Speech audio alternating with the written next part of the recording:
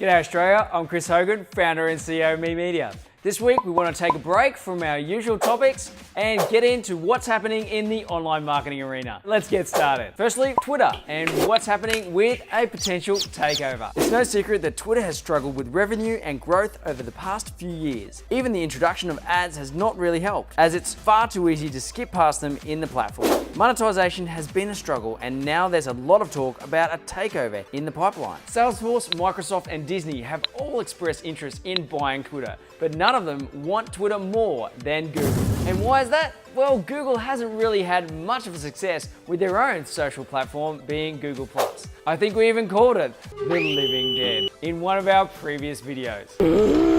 We even said that it might be better if Google actually just went out and bought a pre-existing social media platform. You know, just casually go and buy a social network. It looks as though Google is looking to use Twitter to revitalize its community engagement on YouTube. Recent updates to the YouTube platform, such as the community features, show that Google is testing new ways to get community engagement. An integration between YouTube and Twitter would be a perfect marriage, because we would see a lot more video content being shared across another social network. YouTube would finally have the engaging social features that would see this video platform buzzing with life, the way that videos do on Facebook. So in case you haven't heard it from us before, it's time to get on YouTube and get your channel pumping. Now let's look at another update that Google is highly prioritizing in search, which is AMP accelerated mobile pages. We said once before that you should be thinking about updating your website to be AMP friendly, but maybe not until we can see some real results and reasons why you need to do that.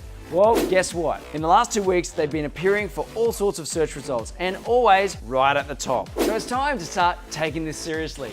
Google is actually prioritizing these AMP pages to appear at the top of search results when searching from the mobile. Those that have those pages in place are getting a huge traffic benefit, and you could too. The other advantage of AMP is that they are lightning fast and highly relevant for mobile. This obviously will have positive effects on bounce rates and engagement when being used on a phone. Considering that mobile usage has well and truly overtaken desktop usage, everyone should now be optimizing for mobile. We did mention though that it's a little bit harder to set up your AMP pages.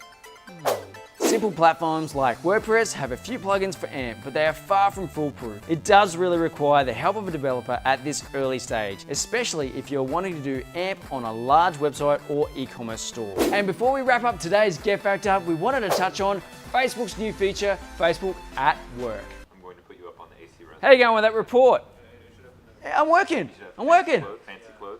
This is a new development that allows you to create a private social network for your company with all of the Facebook features we know and love. The Facebook feed, comments, messenger, video chat, and everything else is all now available for your company to use as a collaboration tool. The massive advantage of this is that nearly everybody knows how to use Facebook, so you're sure to have a massive engagement and activity on that platform when using Facebook at Work. And that's about all we have time for Get Fact Up today. Thanks for listening, Australia. We at MeMedia are sure to be here to support you with your AMP developments if you need to. So keep in touch and we'll hear from you soon. Otherwise, we'll see you next week.